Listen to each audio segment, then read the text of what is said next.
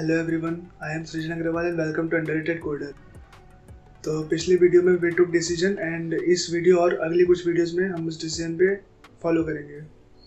तो इस वीडियो में we will talk about MTech, MBA and MS. If you have decided to opt for higher studies then आपके पास कुछ ही option होते हैं, जैसे बीटेक हो गया, एमबीए हो गया और एमएस हो गया। गेट का एग्ज़ाम निकाल के हम एमटेक कर सकते हैं, जीआरई दे के एमएस कर सकते हैं और कैट निकाल के हम कर सकते हैं एमबीए। अब इनमें से भी कुछ एक चूज़ करने के लिए हमको कुछ क्राइटेरिया देखने पड़ते हैं और कुछ समय निकालना पड़ता है और बैकअप्स भी बनाने पड़ते हैं। बैकअप का मतलब, अगर तुमने एग्ज़ाम दिया और वो अच्छे रैंक से पास नहीं हुए तो रेप्यूटेड कॉलेज में जाना हमारा एक मेन मकसद होता है, और अगर वो नहीं मिला तो उसके अलावा हमको कुछ और दूसरा ऑप्शन चूज़ करना पड़ेगा, जैसे गवर्नमेंट एग्ज़ाम्स हो गए, पीएसयूज़ हो गए। तो ये सब के बारे में सोचना पड़ता है। लाइन से वाले एग्ज़ाम्स के बारे में जान लेते हैं, फील्ड्स के बारे में जान लेते हैं, उसके बाद क्राइटेरिया देखते हैं। तो पहला करियर अपॉर्चुनिटी हो गया हमारा एमटेक, जिसका ड्यूरेशन होता है 2 साल का, और अच्छे रेप्यूटेड कॉलेजेस होते हैं, आईआईटी हो गया, एनआईटी हो गया, बीआईटी हो गया, और स्टेट के कुछ बड़े बड़े कॉलेजेस ये रेप्यूटेड होते हैं जिनसे एमटेक करने पे फ़ायदा होता है। आईआईएससी हो गया, IIIT हैदराबाद हो गए। इसका एंट्रेंस एग्ज़ाम होता है गेट, तो गेट क्वालिफाई करके ही हम एमटेक में एंटर कर सकते हैं। और इसका फीस जनरली 25,000 to 50,000 होता है पर semester, depending upon the colleges, but इतना रिलेटिवली फिक्स ही होता है। करियर अपॉर्चुनिटीज़ मिलता है तो कॉर्पोरेट इंडस्ट्री में जा सकते हैं, रिसर्च एंड डेवलपमेंट ओरिएंटेड, या टीचिंग प्रोफेशन में जा सकते हैं, आगे जाके पीएचडी कर सकते हैं, प्रोफेसर बन सकते हैं, कॉलेज में पढ़ा सकते हैं। तो एमटेक के बाद एक्सपेक्टेड सैलरी होती है आपकी 3 लाख से 25 लाख और मोर, डिपेंडिंग अपॉन द जॉब और जॉब प्रोफाइल यू गेट। तो अगली करियर अपॉर्चुनिटी की बात कर लेते हैं, तो वो है हमारा एमएस। एमएस क्या होता है? Master in science. तो इसके लिए हमको जीआरई क्लियर करना पड़ता है। ये इंडिया में कुछ ही कॉलेजेस हमको देते हैं, लेकिन ज़्यादातर लोग इसको बाहर से यानी कि फॉरेन यूनिवर्सिटी से पढ़ना पसंद करते हैं। एमएस करने की ड्यूरेशन 2 या 2 से ज़्यादा की होती है, जनरली 2-3 साल में ख़त्म हो जाता है। So this is more research oriented field, include fields like maths, research, science, economics, finance, engineering, computer science, management, sociology, environmental science and so on so fourth. तो कॉलेजेस कौन से होते हैं? तो you can apply in US, UK and Canada based colleges, reputed colleges obviously. इसका entrance exam होता है, पहला इंग्लिश प्रोफिशिएंसी होता है, तो उसके लिए हम IELTS या TOEFL, depending upon the college and the country, तो वो डिसाइड करते हैं कि उनको कौन सा इंग्लिश प्रोफिशिएंसी टेस्ट चाहिए। तो कुछ कॉलेजेस TOEFL या IELTS मांगते हैं, तो वो हमको देना पड़ता है। तो IELTS आपका करीब 15,000 का एग्ज़ाम होता है, तो इस एग्ज़ाम को देने के लिए आपको 15,000 रुपीज़ देने पड़ते हैं, आइदर ऑफलाइन मोड और इन ऑनलाइन मोड, दोनों में फीस सेम। देन आपका कॉलेज फीस, जो कि अप्रॉक्सीमेटली $25,000 to $50,000 पर ईयर ऐसा खर्चा होता है। तो कॉलेज फीस आपका अप्रॉक्सीमेटली $25,000 to $50,000 तक जाता है, और even more, excluding your cost of living, your food, your home rent, सब चीज़ को छोड़ के इसकी जो सिर्फ कॉलेज फीस है वो बताया हूँ। देन आपको पता है यूएस बेस्ड ज़्यादातर एरियाज़ में आपको अपार्टमेंट्स या 1 BHK जो फ्लैट्स है वो आपको अप्रॉक्सीमेटली $1,500 to $3,000 पर मंथ के बेसिस पे मिलेगा। Again that is approximately 1 lakh to 3 lakh per month only home rent. और इसके करियर अपॉर्चुनिटीज होते हैं जॉब इन यूएस। तो आपको स्टूडेंट वीज़ा से 3 साल का स्टूडेंट वीज़ा से आप 3 साल तक यूएस में जॉब कर सकते हैं, जिसमें टैक्स में थोड़ी लीज रहती है, और 3 साल ख़त्म होने के बाद अगर आप जॉब कंटिन्यू करते हैं तो आपको परमानेंट सिटीजनशिप लेनी पड़ती है। अगर वो नहीं लिए तो आपको टैक्स ज़्यादा देना पड़ेगा। और उसकी एक्सपेक्टेड सैलरी जो आपको मिलेगी आफ्टर कंप्लीटिंग दी एमएस वो होती है approximately $50,000 to $100,000 per year, depending upon job profile you get. So as you paid in dollars so you have to earn in dollars.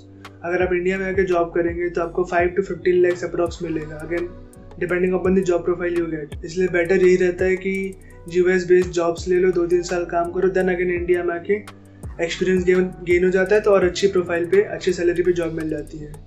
Now let's talk about MBA, master of business administration.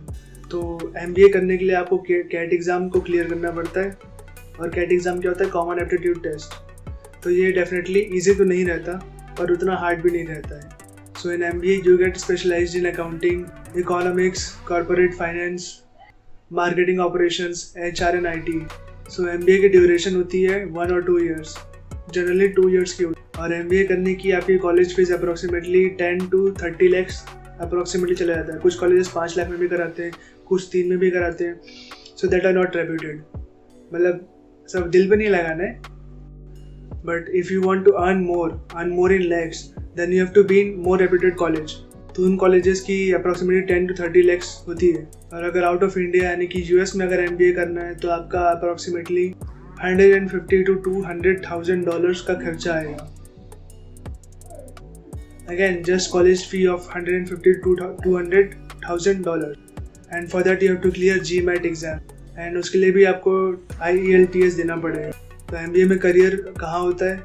So in management, marketing, investment, operations, sales, किसी reputed college किए हो तो आपको approximately 15-20 lakhs का आपको package मिल जाता है job offer, और 30 lakhs भी मिल जाता है, और कुछ केसेस में और ज़्यादा भी बढ़ जाता है। So the most famous colleges for MBA are IIM, पर उनकी भी फीस बहुत ज़्यादा होती है। Like IIM Ahmedabad, it takes approximately 40 lakhs। IIM Calcutta जो 75 लाख रुपए लेता है, एंड IIM बेंगलोर जो 1 crore. Now let's come to the criteria. तो हमने जो स्टार्टिंग में क्राइटेरिया की बात की थी, हम उस पर आ जाते हैं। तो पहला चीज़ है फाइनेंशियल कंडीशन। तो अगर आपको प्लेसमेंट का ऑफर मिल रहा है, प्लेसमेंट अच्छा मिल रहा है, आपको 5-7 लाख रुपए 4-5 मिल रहा है, तो वो बेटर है। अगर फाइनेंशियल कंडीशन इतनी अच्छी नहीं है, स्टेबल नहीं है, तो आप प्लेसमेंट करो, प्लेसमेंट में बैठो, कंपनी में जाओ, 1-2 साल काम करो, एक्सपीरियंस गेन करो, फिर अगर मन करता है तो हायर स्टडीज़ मिल जाओ, जैसे कि आपका MS हो गया, MTech हो गया, या मैनेजमेंट में इंटरेस्ट आता है और अच्छा लग रहा है, किसी कैट एग्ज़ाम अच्छे से निकल गया, तो MBA कर सकते हैं। अगर फाइनेंशियल कंडीशन अच्छी नहीं है तो MS को भूल जाओ, ठीक है, मतलब भूलो तो नहीं, मतलब समझ रहे हो ना। तो MS में दिक्कत होगी, MBA में दिक्कत होगी, तो आपके पास एक ही ऑप्शन होता है, गेट एग्ज़ाम दे के MTech करना। और MBA के लिए जो IIMs है उसमें कैट एग्ज़ाम के बाद इंटरव्यू होता है। अगर आप इंटरव्यू में सेलेक्ट होते हैं तब आप जाके IIM में एंटर कर पाते हैं, और उसमें भी एक्सपीरियंस को ज़्यादा इंपॉर्टेंस दी जाती है। अगर किसी बच्चे का एक्सपीरियंस है, कुछ उसने प्रोजेक्ट्स में काम किया है, तो उसका एक्सपीरियंस, उसको आपके ऊपर इंपॉर्टेंस दी जाएगी, उसका एडमिशन हो जाएगा, आपका नहीं हो पाएगा। इसलिए MBA करने से पहले आपको कुछ ना कुछ एक्सपीरियंस गेन करना ज़रूरी है। और बैकअप में कैसा था कि आप अगर कैट एग्ज़ाम, गेट एग्ज़ाम या GRE के लिए प्रिपेयर कर रहे हैं, तो उनका सिलेबस बहुत कुछ PSU के एग्ज़ाम से भी मैच करता है या गवर्नमेंट एग्ज़ाम से मैच करता है।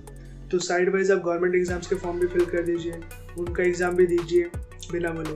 तो अगर इसमें अच्छा से रैंक नहीं आता है तो you can have a better option in government jobs. MTech करके आप प्रोडक्ट बेस्ड या सर्विस बेस्ड कंपनीज में जा सकते हैं। तो product based companies approximately 10 lakh, 15 lakh, 8 lakh ऐसा पैकेजेस देता है। तो अगर आपको प्लेसमेंट का ऑप्शन मिल रहा है तो प्लेसमेंट में बैठो। उसका एंट्रेंस क्राइटेरिया पता ही होगा, FT होता है, GD होता है, इंटरव्यूज़ होते हैं, 4 राउंड्स होते हैं, उसके बाद निकलता है placement. Experience gives you time to think what would be better for the future, boost confidence and professionalism. Career decisions should be made out of the will to learn something, and that will push you and make you a successful person and a better personality. If you feel inferior after seeing your colleagues, your batchmates, your friends, your relatives कि वो अच्छे colleges में जा रहे हैं, अच्छे placement ले रहे हैं, तो उसी गुस्से को, उसी इन्फीरियरिज्म को अपने अंदर इंटरकेट करो, उसको और बढ़ाओ और उसको जोश बना के किसी अच्छी चीज़ में लगाओ, किसी और अच्छे एग्जाम्स के लिए प्रिपेयर करो, प्लेसमेंट और अच्छा आप उनसे करो। तो इस वीडियो में यही तक का था। हमने बात कर ली MTech ऊपर, MBA ऊपर, MS ऊपर और प्लेसमेंट या जॉब्स के ऊपर, किसकी एक्सपेक्टेड सैलरी क्या होती है, कैसे करना, क्या एग्जाम्स होते हैं, बेसिक चीज़ें थी लेकिन थोड़ा डिटेल में था। तो इस वीडियो को देखने के बाद आप पहली वीडियो यानी कि इसकी पहली वीडियो पे जाएँ, उसको देखें, थोड़ा स्विच करें, डिसीजन लें और उसी हिसाब से वर्क करें। तो मिलते हैं अगली वीडियो में, तब तक के लिए शुक्रिया, bye bye, thank you, Tata.